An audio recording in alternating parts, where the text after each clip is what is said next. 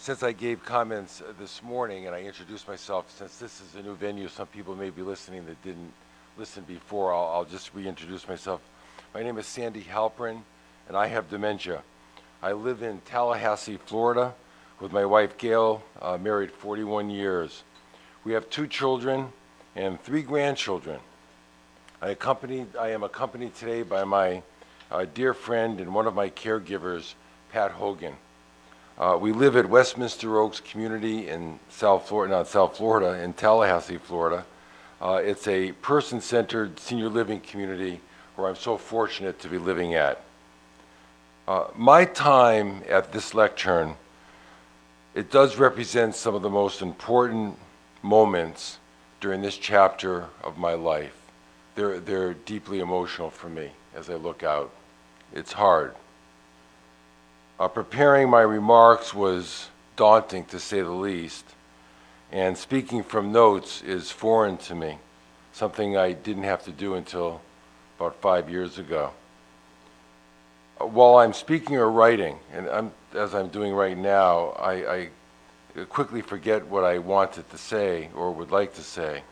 But although I'm reading this to you, and it sounds like I'm reading it, I want you to know that I prepared these marks with deep passion, sitting in my recliner with a laptop and just imagining seeing what I'm seeing now and seeing you. So these are from me. For the past few months, I have focused on what I could succinctly say to help make a difference, knowing that many of you or many others have come before you at this lectern and have presented and advocated before you. So I say to myself, how could I be different? Why am I different coming here and perhaps not? I'm not here to present any fluff to you. None. I don't want it to appear that way. Nor am I here to preach to the choir or preach to you with any of the facts that are well known, any of the facts or figures. You know those all too well. Virtually everyone in this room, including the guests who are listening to me here now. Rohini has placed an evaluation form in your packets, an evaluation form with regards to some of the asks that I'm going to be asking today of you, the panel. And I prefer that you not fill this out to disrupt anyone else who's going to be giving public comments, but do it at a time that's not going to disturb them and pay full attention to them. Living with dementia, I apologize, this will appear above the screen here or whatever, but living with dementia, I cannot look into the eyes of any other person with dementia, never one, I don't care who they are, and tell them that everything possible is being done to enhance their lives. And as I said during this morning's panel, we will all die one day, and I refuse to let the word fatal rob me or any person with dementia the ability to live their lives to the fullest. As I said this morning, we're all fatal. We should all live our lives to the fullest. Live it in the moment. We don't know how many more moments any of us have. Similarly, as a caregiver, I cannot look into the eyes of any other caregiver and tell them that everything possible is being done to support them.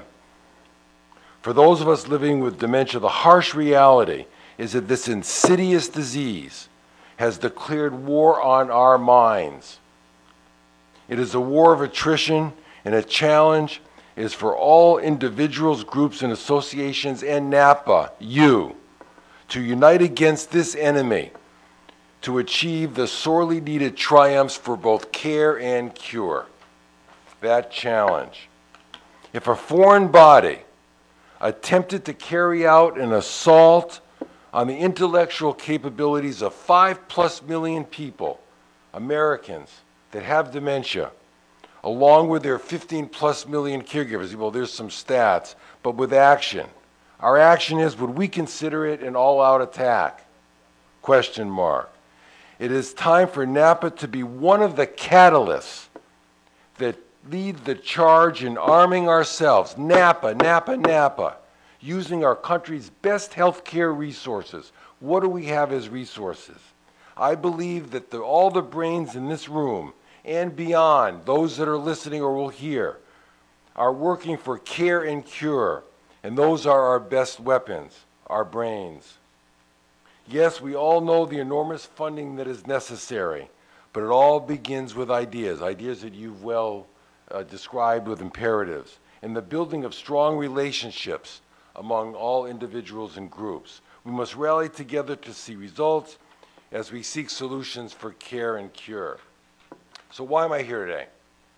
To be most succinct with some closing remarks, I ask two major things. Number one, I recommend that you, NAPA, increase your voice and your visibility throughout the country to more vigorously deal with a complex, these are complex, you know the complexity of what you're dealing with, these complex challenges well detailed in your act. I believe that NAPA can be one of the strongest partners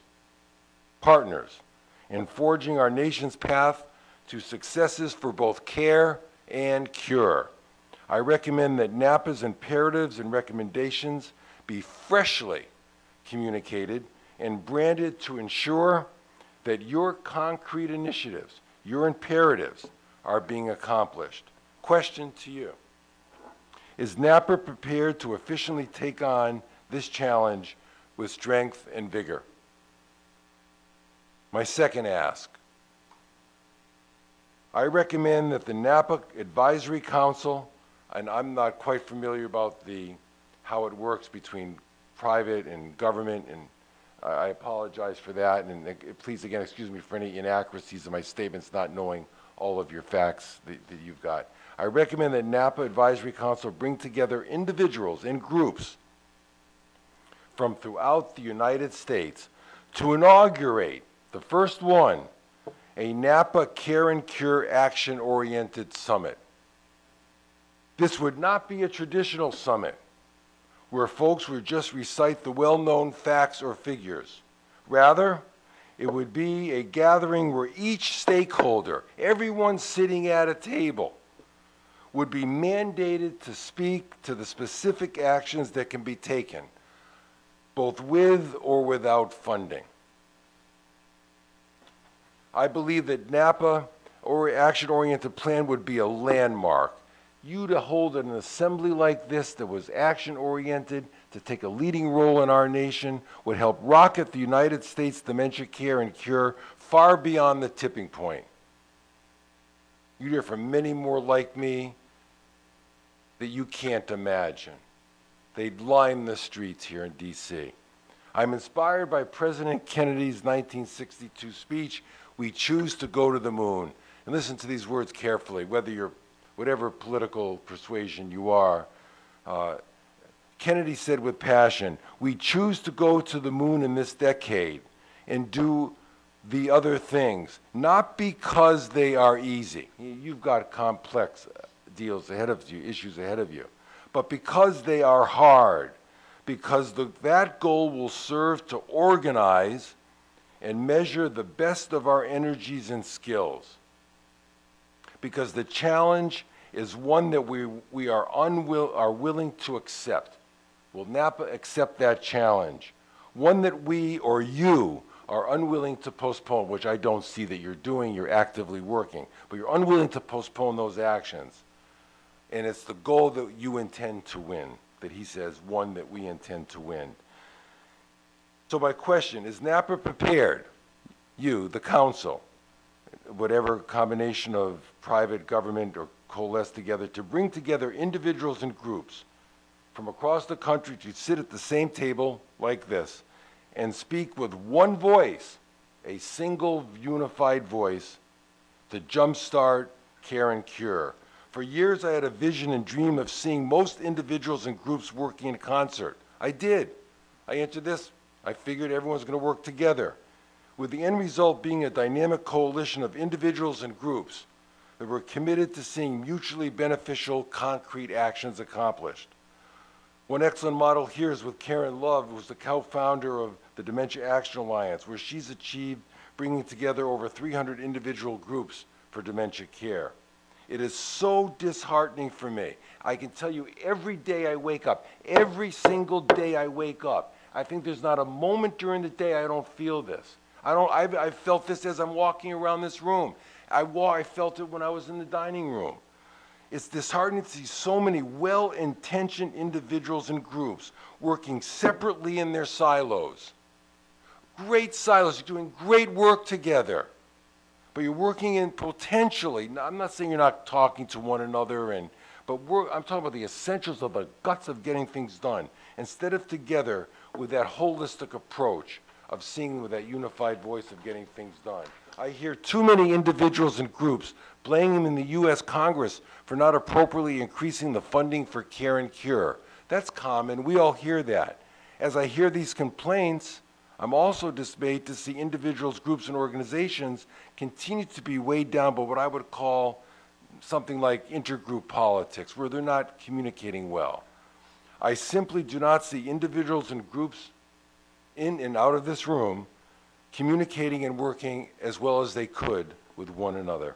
From this microphone, right here, in this lectern, to every individual and group that's in and out of this room, in and out of this town, D.C., I challenge each of you, as Kennedy challenged, to leave the comfort zone of your silos and work together for tangible care, and cure actions that will reach every hometown, as we said this morning through Secretary Greenlee, every home in the United States. So I'm leaving you with very little left to speak, so maybe make you happy. But these are important conclusion. I had two questions for you today, main principal asks.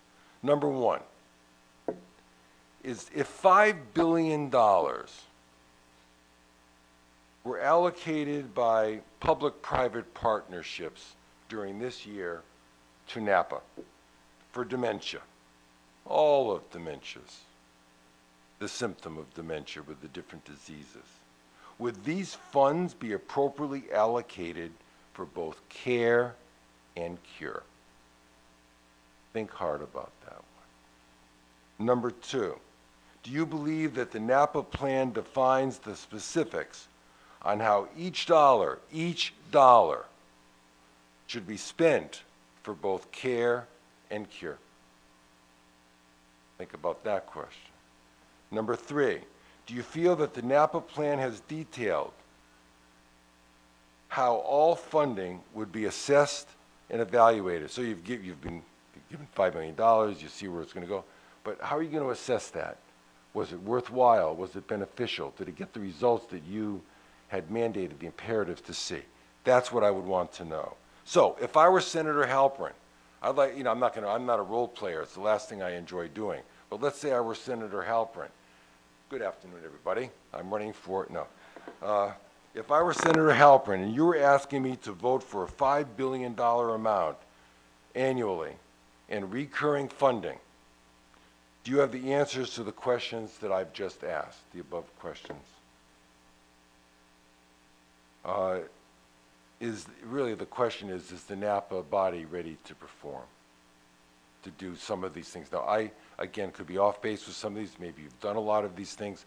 I apologize. I did as best due diligence as I could to my capabilities, but these are just feelings that I'm feeling. I want to help. So these are, I came with two asks that you'll see on the forms that I've left for you. I really appreciate it for you to respond to these. Why? The last thing that I want to see happen is for me to get back on a plane tomorrow from DC back to Tallahassee, and I know me, those of you that know me know that I'll feel this way. I'm going to say, did what I say make any difference? Is it, I'm not, look, I'm here as one. I just want to help. If I was going to say next, so leave it at that. I just want to help, and your feedback will help me see how I can better help you, and that's what I want to do. I'm here to help, as everyone here else is, so that's what I want. So I ask that you be the judges by responding on these evaluation forms that I've distributed. Now, the last thing I want to say is another proverb. I was explained by Pat Hogan, it's not a proverb, it's a proverb. A song, Oh Very Young, Cat Stevens pointed out, you're only dancing on this earth for a short time, all of us. With that in mind, I want to make the most of every moment during this time that I'm dancing on this earth. That's why I'm with you here today. I thought about that every single time. I said, why am I even going to come here? Because I want these moments to, and I appreciate the extra time that I've been given to explain this. So, we landed on the moon with Kennedy. He challenged our nations to get to the moon. And I believe that NAPA, together with the individuals in this room, in groups, and all the brains and all the work that's done, to coalesce together in our country, that each must step up to the plate and ignite a rocket to see our highest dreams achieved and realized. Thank you so much.